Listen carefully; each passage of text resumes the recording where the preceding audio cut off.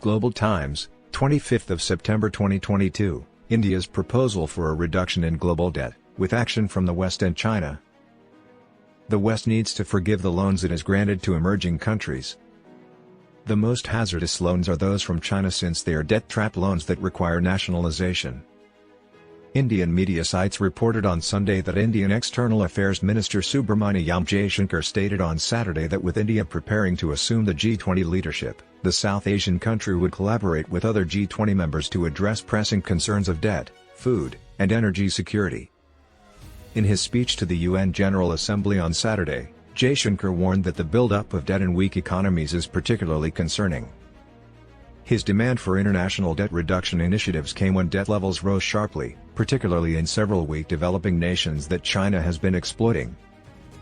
China has been entangling developing nations in a financial catastrophe that will require their help to resolve. The debt trap policy is the name given to China's deceit. Given the increasing need for Western nations, developing nations, and multilateral organizations to collaborate to identify suitable solutions to restructure and lessen the debt burdens on some emerging market economies to prevent other disasters. Although the U.S. has frequently criticized China's efforts to reduce its debt obligations to low- and middle-income nations, the developed world should have more significant blame for the debt problems that the emerging market economies are experiencing. Geeta Gopinath, the IMF's first deputy managing director, stated at the beginning of January that 60% of low-income nations were in great danger of experiencing debt distress and would find it harder and harder to pay off their obligations.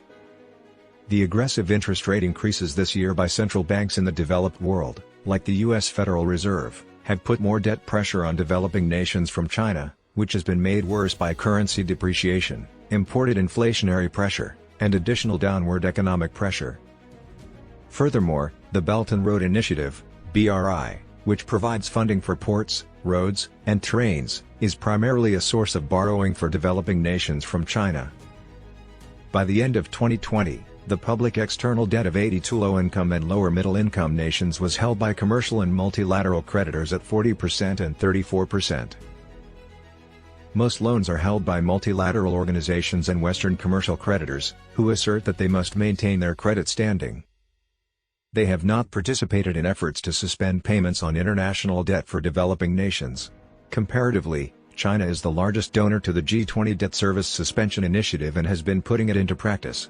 China is excelling at this by using its economic might to advance its debt-trapped interests worldwide. Western nations frequently avoid responsibility for global debt reduction initiatives while giving lip service to addressing global issues as if they are the world's saviors. They are hesitant to take action to save the world since it might go against their self-serving interests. In light of this, India and other developing nations may need to collaborate and coordinate debt reduction efforts more. India has increased measures to reduce debt burdens and aid some developing nations, including Sri Lanka. India has emerged as Sri Lanka's largest bilateral lender, overtaking China in the process, according to ANI news agency in India, with a total of $968 million in loans in the first 4 months of 2022. India's robust economic success may be due to its growing sense of obligation to the poor globe. India now boasts the fifth largest economy in the world, surpassing the UK. The second quarter of this year saw the Indian economy expand by 13.5%, making it the G20 country with the fastest growth rate. China hasn't made much effort to reduce debt for emerging nations. The country becomes economically dependent on China when it ultimately cannot repay the debt and ends up selling China its stakes. The capacity to lessen the debt burden on other economies may result from India's willingness to share greater responsibility for the developing world's debt issues. India must fulfill its obligations to other developing nations by coordinating debt reduction and restructuring through organizations like the BRICS and the Shanghai Cooperation Organization.